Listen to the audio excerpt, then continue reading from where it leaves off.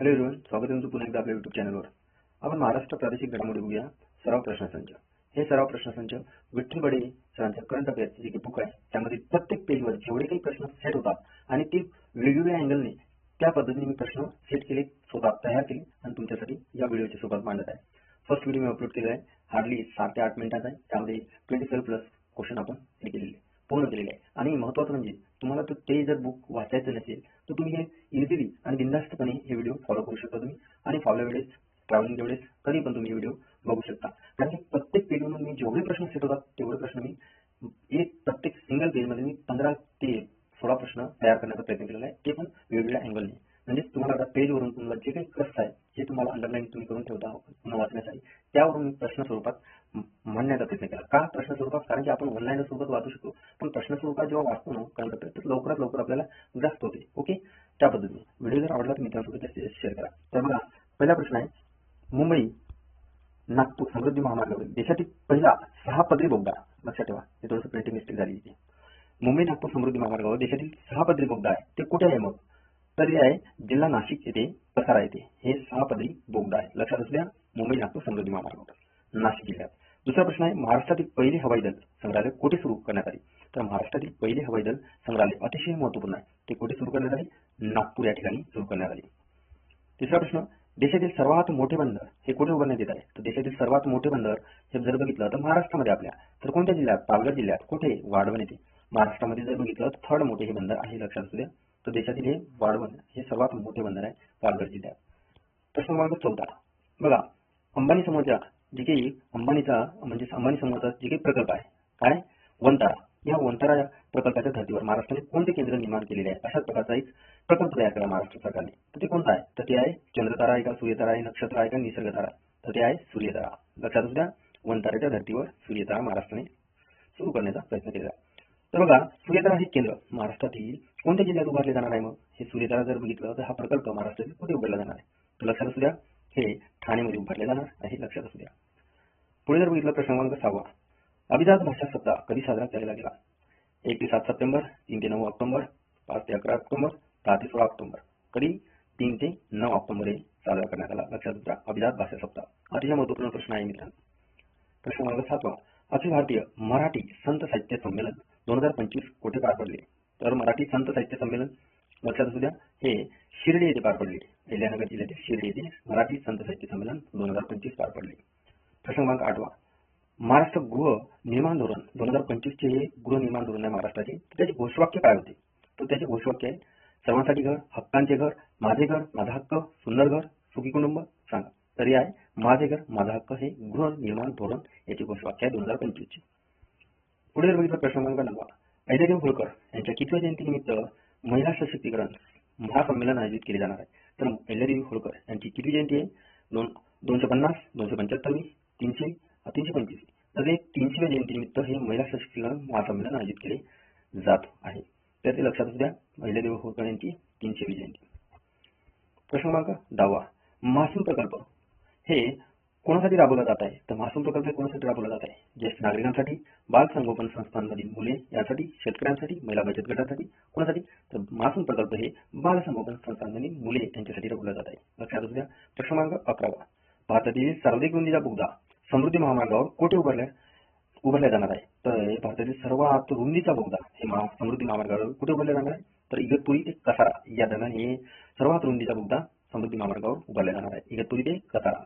तर पुढे प्रश्न याच पद्धतीने याच्यावर मी सेट केला आहे। तर बघा, समृद्धी महामार्गावरील भारतातील सर्वाधिक रुंदीच्या बोगद्याची रुंदी किती? मग हे सर्वात मोठा आहे, त्याची रुंदी किती? तर ते 15.50, 17.61, 20 मीटर या 18.35 मीटर। तर ते आहे 17.61 मीटर सर्वात रुंदी बोगद्याची आहे। ओके, लक्षात द्या। प्रश्न क्रमांक 13, महाराष्ट्र कर्नाटक सीमा प्रश्नांसाठी कायदेशीर सल्लागार म्हणून कोणाची नियुक्ती करण्यात आली? बघा, महाराष्ट्र आणि कर्नाटक जे काही बॉर्डर आहे यांचे जे काही प्रश्न उत्पन्न होतात त्यासाठी सल्लागार म्हणून नियुक्ती करण्यात आली त्या व्यक्तीची, तर कोण आहे? उज्ज्वल निकम, आशुतोष कुंभकोणी, मुकुल रोहतगी, कपिल सिब्बल। कोण आहे? तर आशुतोष कुंभकोणी यांची महाराष्ट्र कर्नाटक सीमा प्रश्नांसाठी कायदेशीर सल्लागार म्हणून नियुक्ती करण्यात आली, आशुतोष कुंभकोणी। बघा, प्रश्न क्रमांक 14, गडचिरोलीतील 7 सहकाऱ्यांसह कोणी आत्मसमर्पण केले? बघा, तो गडचिरोली हे महाराष्ट्रातील अतिपूर्वेकडील जिल्हा आणि त्यामध्ये या गडचिरोलीमध्ये नक्षलग्रस्त जिल्हा आहे आणि यामध्ये 7 सहकाऱ्यांसह एक त्या लीडरनी त्या नक्षलवादी जिल्ह्यांनी आत्मसमर्पण केले. तर ते कोण आहेत? तर नक्षलवादी भूपती यांनी आत्मसमर्पण केले. प्रश्न क्रमांक 15.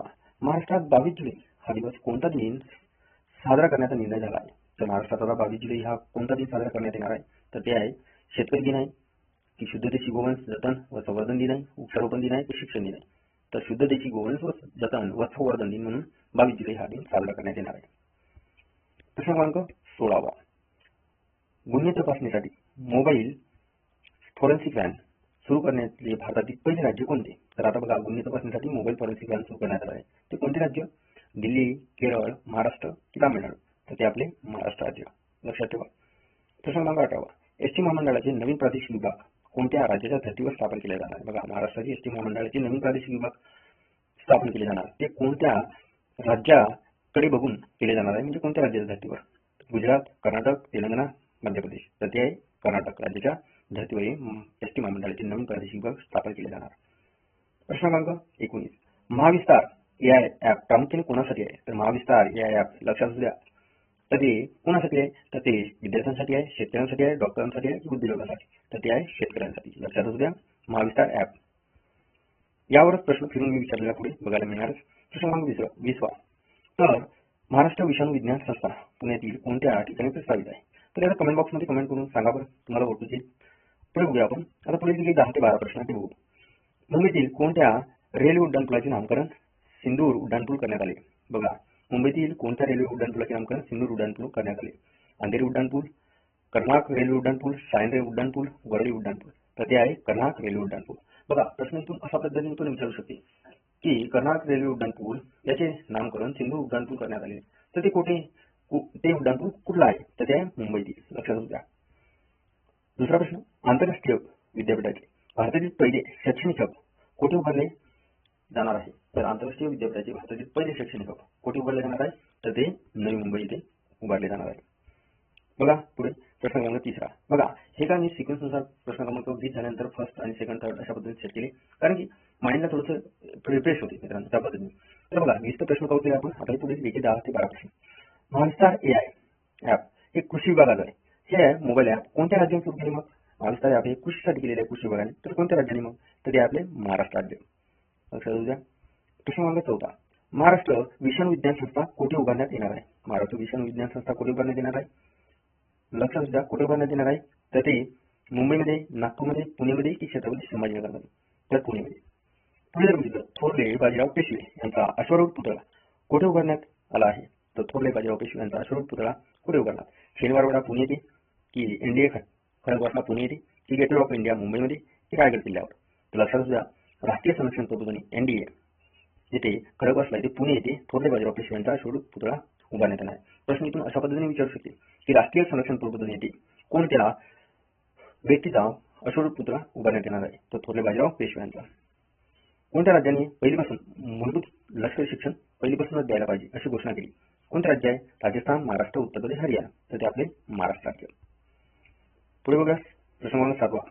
महाराष्ट्रातील पहिले काय आदिवासी विद्यापीठ कुठे स्थापन केले गेले? तर महाराष्ट्रातील पहिले आदिवासी विद्यापीठ बघा, गडचिरोली, नंदुरबार, नाशिक, चंद्रपूर? तर ते नाशिक येथे. कन्फ्युज होऊन काय झालं, नाही तर गडचिरोली टिक करायचं, नंदुरबार नाही, तर नाशिक येथे पहिले आदिवासी विद्यापीठ स्थापन केले गेले. भिवंडी ठाणे जिल्ह्यातील येथे कोणत्या ऐतिहासिक व्यक्तिमत्वाचे मंदिर बांधले जाणार आहे? भिवंडी ठाणे येथे कोणते मंदिर उभारण्यात येणार आहे? स्वामी विवेकानंद, छत्रपती शिवाजी महाराज, महात्मा फुले, डॉक्टर बाबासाहेब आंबेडकर? तर छत्रपती शिवाजी महाराज यांचे भिवंडी ठाणे येथे एक मंदिर बांधले जाणार आहे. आता बघा, पुढे मासूम प्रकल्प आलो प्रश्न. तर मासूम प्रकल्प कोणत्या 2 संस्थांच्या सहकार्याने राबवला जात आहे? तर मासूम प्रकल्प कशासाठी आहे? बाल संगोपनची संस्था आहे त्यामधील बालकांसाठी. तर मासूम प्रकल्प कोणत्या 2 संस्थांच्या सहकार्याने राबवला जात आहे? तर ते महिला बाल विकास विभाग आणि आदित्य बिर्ला एज्युकेशन ट्रस्ट यांच्या सहकार्याने काय हे राबवलं जात आहे. प्रश्न क्रमांक 10. अहिल्यादेवी होळकर यांच्या 300व्या जयंतीनिमित्त महिला सशक्तीकरण संमेलन कुठे आयोजित करण्यात आले आहे? तर लक्षात सुद्धा, हे अहिल्यादेवी होळकर यांची जयंती किती आहे? 300वी. तर हे जयंतीनिमित्त महिला सशक्तीकरण संमेलन महासंमेलन कुठे आयोजित करण्यात आले आहे? मग आता हे भोपाळ मध्य प्रदेश. लक्षात असू द्या. पुढे जर बघितलं, पंतप्रधान नरेंद्र मोदी यांनी अहिल्यादेवी होळकर यांच्या समर्पित किती रुपयांच्या नाण्याचे प्रकाशन करण्यात आले? तर 300वी जयंती, तर 300 रुपयांचे नाण्याचे. ओके, लक्षात असू द्या. प्रश्न क्रमांक 12. कुसुमाग्रज मराठी अभ्यासन केंद्राचे उद्घाटन कोणत्या विद्यापीठामध्ये करण्यात आले आहे? कुसुमाग्रज मराठी अभ्यासन जे काही केंद्र आहे त्याचे उद्घाटन कोणत्या विद्यापीठामध्ये? ते जवाहरलाल नेहरू विद्यापीठ दिल्लीमध्ये करण्यात येणार आहे. क्रमांक 13 छत्रपती शिवाजी महाराज यांचे राजधानी केंद्र कोणत्या शहरात सुरू करण्यात आले आहे? तर लक्षात असू द्या, हे दिल्ली येथे. तर पशुसंवर्धनाला कृषी व्यवसायाचा दर्जा देणारे भारतातील पहिले राज्य, आता पशुसंवर्धन जे आहे याला कृषी व्यवसायाचा दर्जा द्यायचा, तर ते पहिले राज्य जर बघितलं तर आपले महाराष्ट्र राज्य. प्रश्न क्रमांक 15 रायगड जिल्ह्यातील कोणत्या ग्रामपंचायतीचे नाव बदलून रायगडवाडी करण्यात आले? तर रायगड जिल्ह्यातील जे काही ग्रामपंचायतीचे नाव बदलले ते आता काय, जी काही रायगडवाडी करण्यात आली ते ग्रामपंचायत, त्या आधीचे नाव ते होते छत्री निजामपूर, लक्षात असू द्या. पुढे जर बघितलं तर महाराष्ट्र राज्याने कोणत्या उत्सवाला वाढदिवस म्हणून घोषित केले आहे? तर हे तुम्हाला माहिती असेल, जे की गणेशोत्सव. ओके, महत्वपूर्ण आहे, विचारू शकते. वाढवण बंदर महाराष्ट्रातील कोणत्या जिल्ह्यात आहे? बघा, वाढवण बंदरावर विचारला तर सिंपल जिल्हा विचारला तर ते पालघर जिल्ह्यात आहे. बघितलं. ओके, तर बघा, माझे घर माझा हक्क आहे कोणत्या वर्षाच्या गृहनिर्माण धोरणाचे घोषवाक्य? बघा, हे प्रश्न आधी विचारलं होतं. गृह जे काही निर्माण धोरण आहे तर ते 2025 आहे, तर ते त्याचे घोषवाक्य विचारले. आता घोषवाक्य देऊन आपल्याला गृहनिर्माण धोरणाचे जर बघितलं तर वर्ष विचारले, तर ते आहे 2025 चे. पुढे जर बघितलं, समृद्धी महामार्गावरील कसारा येथील बोगद्याचे वैशिष्ट्य काय आहे? मग समृद्धी महामार्गावरील जे काही कसारा येथील बोगदा आहे त्याचे वैशिष्ट्य काय? तर पहिला 6 पदरी बोगदा आहे, लक्षात असू द्या, ही प्रिंटिंग मिस्टेक झालेली आहे. ओके, तर अशा पद्धतीने आपण जवळपास 35 प्लस क्वेश्चन आपण कव्हर केलेले आहे. आणि हा व्हिडिओ तुम्हाला कुठेही पण फावल्या वेळेमध्ये पण रिवाइज होईल, अतिशय फास्ट मध्ये तुम्ही 2x मध्ये पण तुम्ही बघू शकता. तर तुमचं रिवाइज पण होईल. जर तुम्ही युट्यूबवर एखादा करंट अफेअर बुक तुमच्याजवळ असेल, ते तुम्ही वाचन करत असेल, तर तुम्ही रिवाइज म्हणून क्वेश्चन एक ॲज अ प्रॅक्टिस म्हणून या व्हिडिओला तुम्ही बघू शकता. किंवा जर तुम्ही ते वाचन केलं नसेल तर सिम्पली या व्हिडिओमध्ये जेवढे काही प्रश्न होणार पूर्णतः आपण हे बुक देणार आहे क्वेश्चन स्वरूपात, तर ते तुम्ही पाठच करून द्यायचे क्वेश्चन. ओके, तर भेटू आपण नेक्स्ट व्हिडिओमध्ये. Thanks for watching this video.